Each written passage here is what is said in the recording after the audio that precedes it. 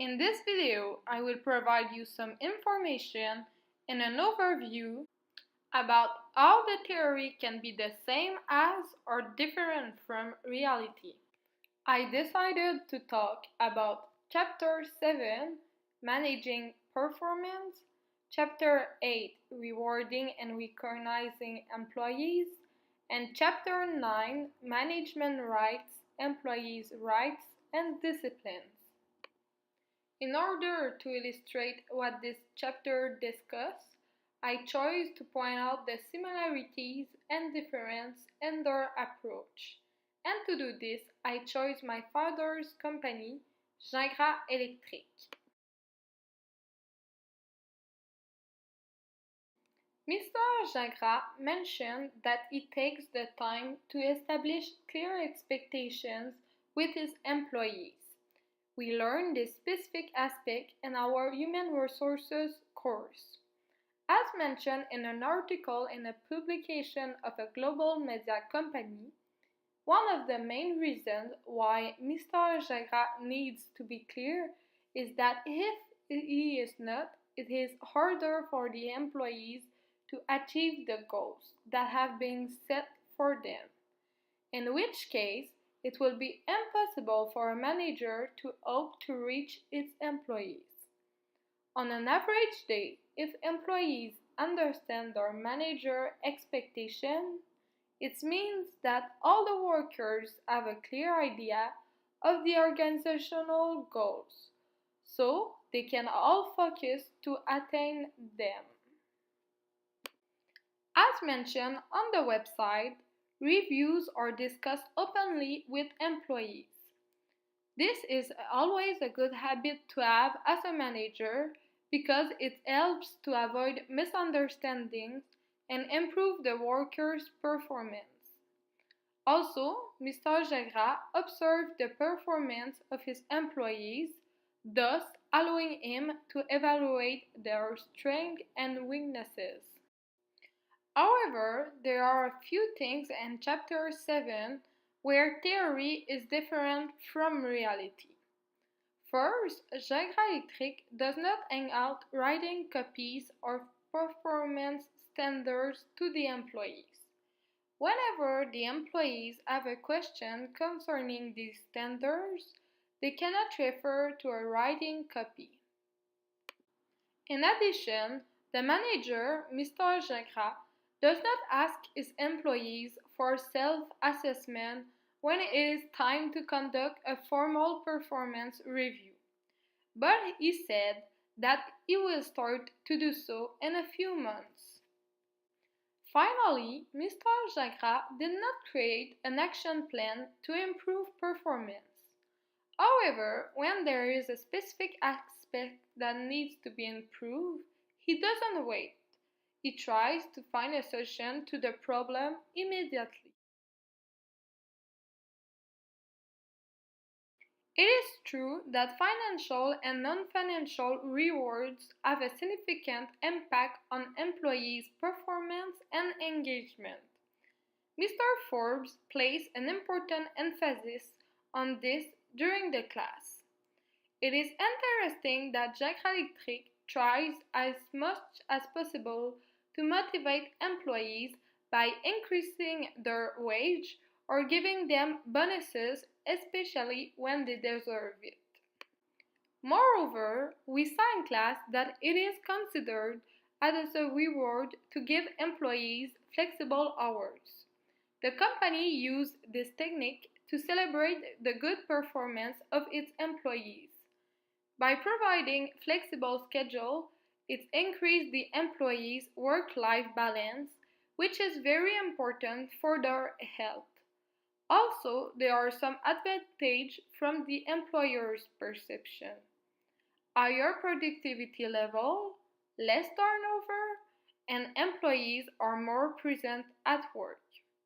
Therefore, we can conclude that it increased the company's profit.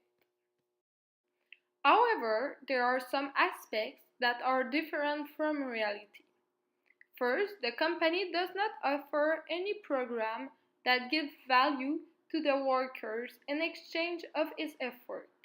In the future, it could be interesting to provide a certain program of this type to celebrate their performance at work. Moreover, another thing that is different from reality is that there is no structure of reward in the company.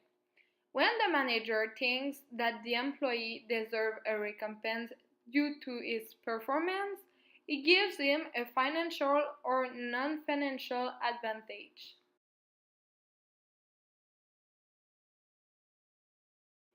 Finally, General Electric offers right and put an emphasis on the discipline. The manager is fair for every single employee in the company.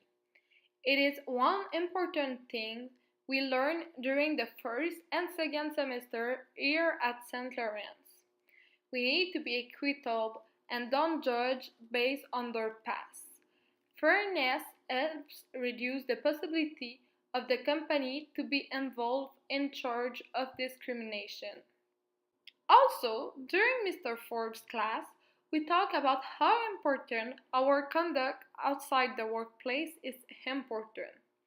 For example, if an employee wears a company t-shirt at a party and he or she posts a picture of him or her drunk, the employees and the company can have problems.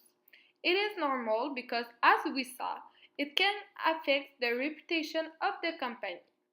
It is hard to build a good reputation and it doesn't take time to lose it. Therefore, usually managers are very strict about the employee's conduct. It is the case of General Electric.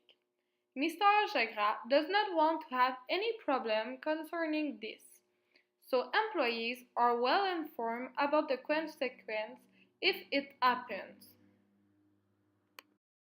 Additionally, we saw in our Human Resources class and our Communication for Business class that it is important to communicate information.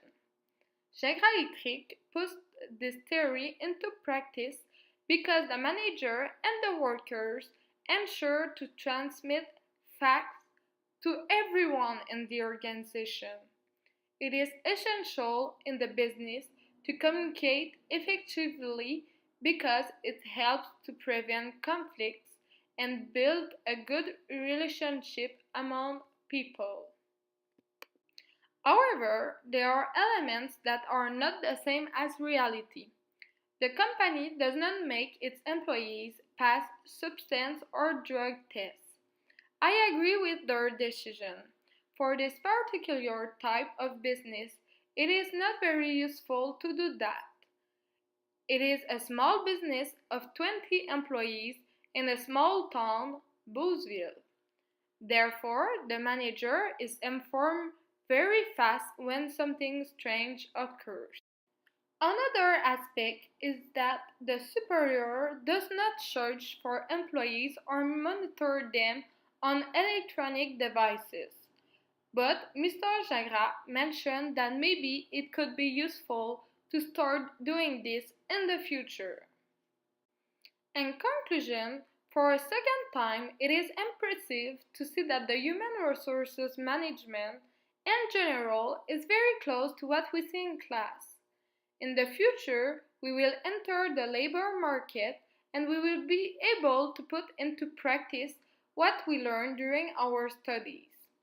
We have the opportunity to learn these things in our program.